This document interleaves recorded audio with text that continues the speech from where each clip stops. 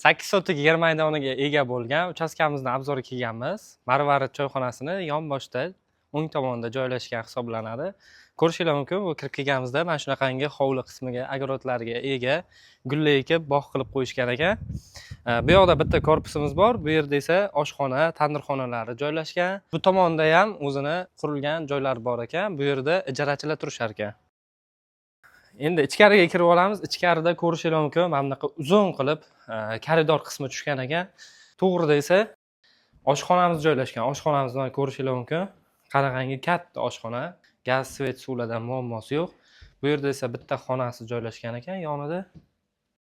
Bu yoqda 3 ta xonamiz bor. Bu yerlar yopiq ekan. To'g'rida mehmonxonasi bor. Mehmonxonaning yonida ham yana bitta spalnisi bor. Xonadonimiz yaxshi, tozagina, akkuratniy holatda turibdi. Bu yerda esa spalnimiz yonida kladovkaga o'xshagan xonasi bor. Qarshi shaharda yaxshi lokatsiyalardan joylashgan xonadonimiz hisoblanadi. Ko'rdinglar, mana shu korpusimizda o'zida 8 ta xona joylashgan. Uyimizning narxi 600 million so'm. 8 sotikli joy uchun juda ham ajoyib bo'lgan narx.